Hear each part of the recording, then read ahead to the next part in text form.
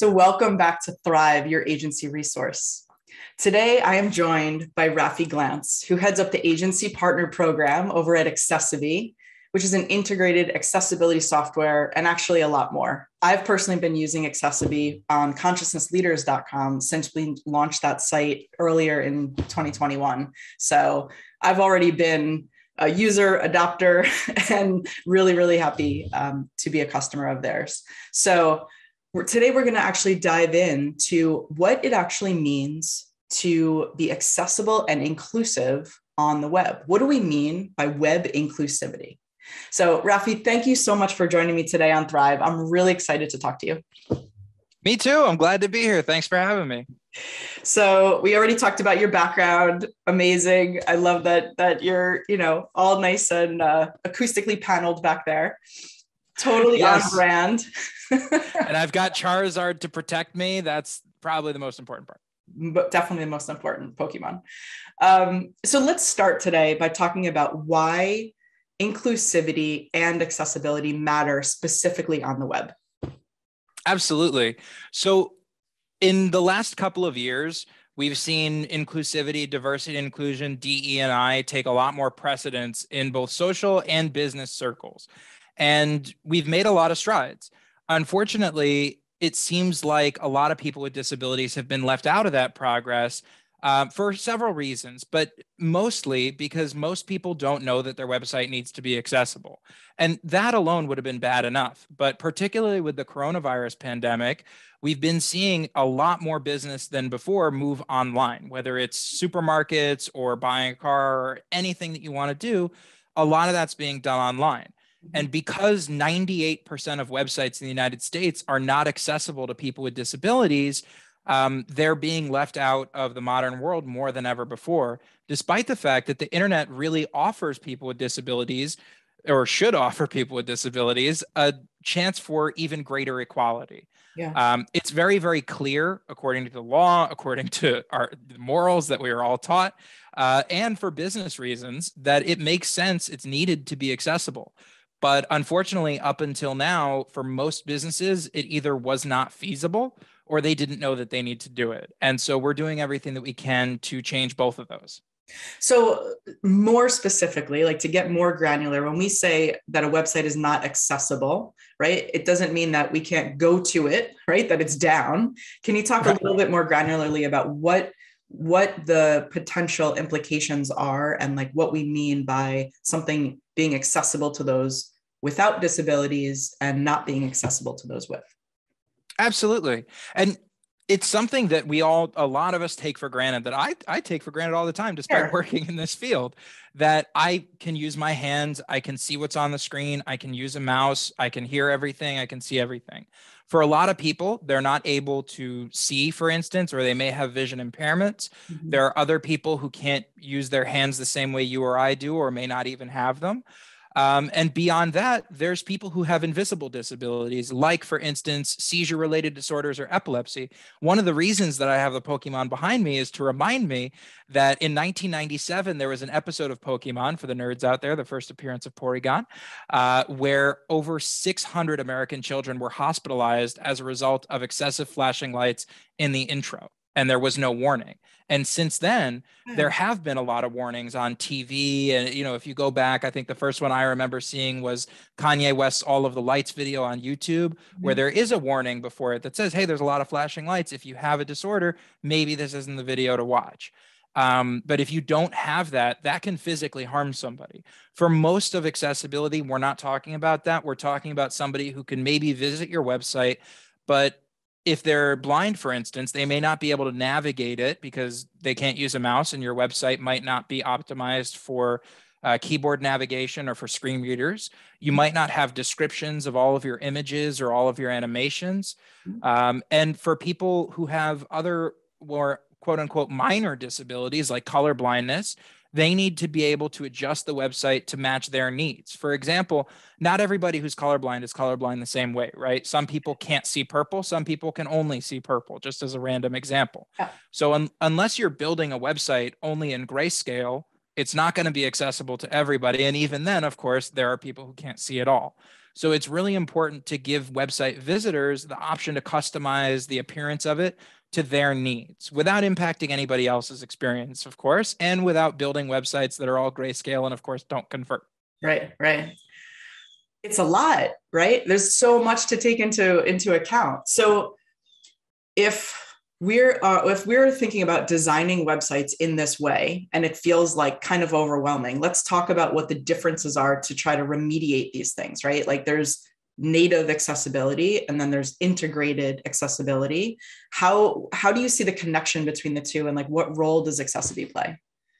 Absolutely. So to give a little bit of clarity, native accessibility is when you're doing work on the source code and you're permanently changing the website to make it more accessible for people. That can be adding alt text to images to describe them, adding ARIA labels to links, all different kinds of stuff. Mm-hmm. The problem for most businesses is that requires a human to do a lot of work and generally take at least a few hours to do that work. And not just a human, but like a really great developer. Exactly. A skilled developer who doesn't want to do this work because it's boring for them to just go over and describe images all the time and that kind of thing. And even if it's, let's say, 4 hours of developer time and you got a very affordable developer at $150 an hour, that's $600. For most people, that's almost as much, if not more, than you spend on your website, particularly if you're using a low-cost CMS. And it's just not feasible to expect them to be able to maintain that, because every time you update your website, you have to update the accessibility as well if you're doing it manually.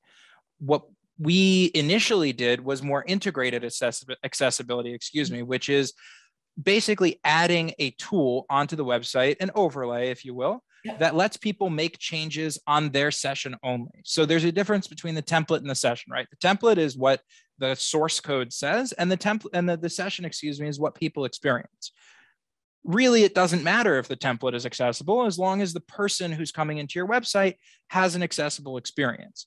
That being said, we believe that accessibility is really a journey rather than a destination, and that the best way to get where you're going to be as accessible as possible is to do both integrated and native accessibility. So that you should have, when you build websites as an agency especially, you should have best practices in-house. And of course, you should use accessible structures, and you shouldn't just ignore describing images and all of that stuff. Which is great for SEO anyway, right? Exactly. It's really important for SEO. And by the way, so is accessibility. You know, if you're not accessible, you're going to have people with disabilities visiting your website and immediately bouncing. Whereas if you are accessible, your bounce rate's going to lower and your on-site time is actually going to improve, because generally when people are using assistive technology, it takes them a little bit longer to navigate the website than somebody else might. Sure. But overall, the approach to accessibility has to be integrated, that you need multiple approaches, you need best practices internally. Sometimes you will need manual work. It depends on the organization. Some organizations, and we do recommend this, and I certainly recommend it, that even if you have an overlay and it does it takes care of your needs, I always recommend having user testing, which is something that we offer where you can have actual people with disabilities test your website, go through the whole thing, try to use it with their assistive technology, and give you a report and tell you, hey, is this working for me? Because the American system is confusing. And as you know, our legal system always works perfectly. But the best test of accessibility is whether a real person can use this website. Sure. And so that's always what I try to let people know, that you can do all the work you want, whether it's manual or integrated, but the best test is having a real person use that website. Right. Let's face it, agency life looks very different than ever before. Remote and hybrid teams need better tools to help them communicate and access files, track their time, manage client budgets, and more. If you believe that it's time to streamline things once and for all, Workamajig is the all-in-one agency management platform built to help you do just that. Head over to workamajig.com/thrive to learn more. Back to the show. And so I want to go back to something that you said earlier. Aside from sort of the moral responsibility and the ethical responsibility that we have to design for everyone, why does this matter so much to agencies that have any portion of the life cycle of a website, right? From strategy to design to development to maintenance and so on. Why does it matter to them in terms of legality, their clients? Like, give me a little bit more about how does this benefit an agency? Because I could already like start to read the minds of my listeners and viewers, right? Yeah. Why does it matter? What's in it for them, kind of thing, right? I get right. And we'd love, just like you, I think we're in agreement here. We'd love it if everybody did this because it's the right thing to do. But business is business. So legally speaking, it is 100% the law that you need to be accessible. The specific laws in the US are a little bit unclear, given the ADA in particular. And so even though the internationally recognized standard for accessibility is WCAG, or Web Content Accessibility Guidelines, the ADA is not super clear about that. And the problem is that that's allowed certain attorneys to start issuing demand letters. Demand letters, rather than a lawsuit, don't need to be filed in court. They just send you a letter and say, hey, we'll sue you. Basically, we'll sue you if you don't give us 10 grand or however many $1,000. And unfortunately, because of the way the US legal system works, most of the people who get these letters will call their lawyer, right? And the lawyer will explain, hey, we can take this to court, but it's going to be, 20, 30, 40 grand in legal fees. Cheaper for you to pay it. It's cheaper for me to just negotiate with them down to 3 grand and we'll settle and it's all fine. And even though that might be theoretically the best move for that business owner at the time, it's really not, because the more it's like if you give a moose a muffin, right? That old book that if you give them an inch, they want a mile. And this kind of thing, in my opinion, and I don't think you would disagree, that these kinds of lawsuits tend to create a lot more animosity towards people with disabilities than actual desire to be compliant. It creates a desire to not be sued rather than a desire to be accessible. Right. And as much as we all want to avoid lawsuits, and more importantly, as agency people, we have a responsibility to our clients to make sure that they're aware of and protected from things like this. Mm-hmm. On the other side of the coin, though, according to the CDC, 26% of American adults live with a disability. I mean, not all of those people need assistive technology to use the internet, but let's say it's 5%, right? 5% of the market has a significant disability that requires them to use the internet in a different way. For $50 a month, if you don't want to expand your potential market share by 5%, your business might have a bigger problem than accessibility. And for agency, it's a good line, but for agency owners out there, this is not just an opportunity to protect clients from potential litigation or to appear to be more inclusive. It's an opportunity to actually be inclusive and to capture a market that is very often not catered to. And one more point on that, the community of people with disabilities, and there's data from Nielsen to show this, is the most brand loyal community. And also one of the most likely to bring you referrals. And as an example, because we actually had the privilege of having a lot of people with disabilities come visit the office a few months ago. And one woman who happened to be blind told us a story that, she went to a shoe store. They were very, very friendly, very accessible, and very helpful to her. And what does she do? Not just go back to that shoe store the next time she needs sneakers. She put up a post on Facebook and in her WhatsApp groups with other people who are blind and their families and said, hey, these people, these stores care about us. Go buy your shoes from them rather than from somebody else.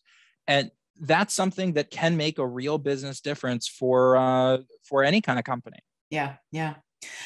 There are so many reasons to do this, right?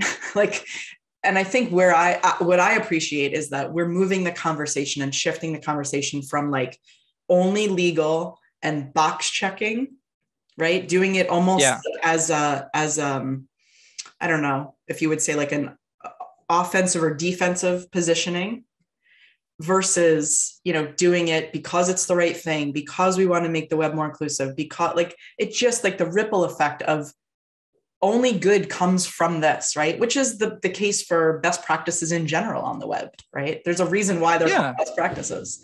Yeah. So we're just talking about like taking that even further and making sure that those best practices are actually touching all of the people who are going to be using using the websites that you build. So yeah.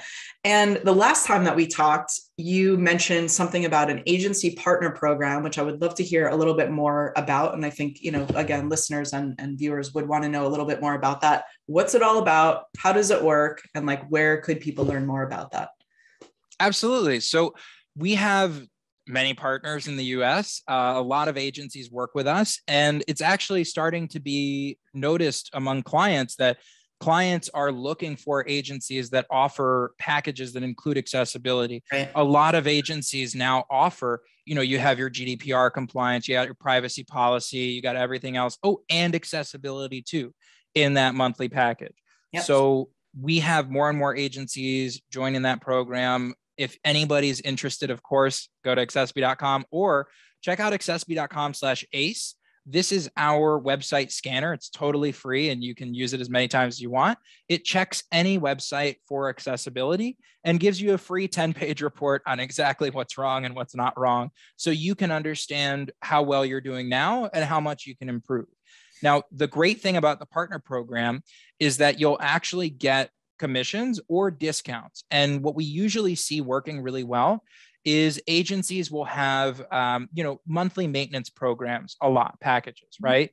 And of course, everybody's always looking to increase their monthly recurring revenue. And what we've seen is a lot of agencies including accessibility into there, whether as just a standalone widget cost or a more comprehensive cost where you have ongoing testing, ongoing development work, for instance, once a quarter or once every 6 months. You'll have a full-on developer go in there and make sure that everything's working properly and properly coded. But it's becoming something that you can't not offer anymore. Right. If a client comes to you and says like, hey, do you have an accessibility solution? And you say no, they're probably going to go to a different agency. So it's not something that we can put our heads in the sand about anymore. It's something that we have to approach proactively. Okay. And correct me if I'm wrong, but I think that part of the program is also that the agency itself gets access to accessibility on their own agency website, right? Yes, you get your own website for free. Because, of course, the last thing we want is for you to be talking about accessibility and have an inaccessible website. Right. And also, we want to make sure that our agency partners are taken care of. We want you to be able to walk the walk as well as talk the talk. Yeah.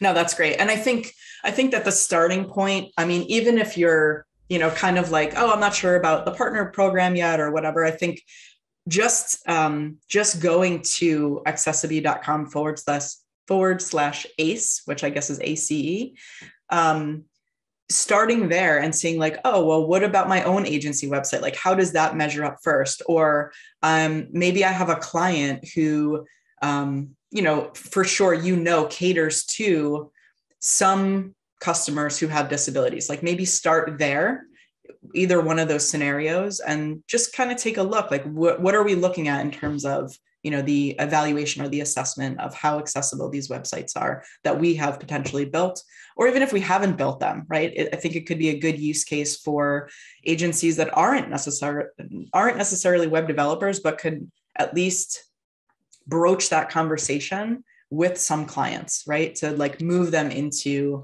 a place where their sites can be more accessible, more inclusive.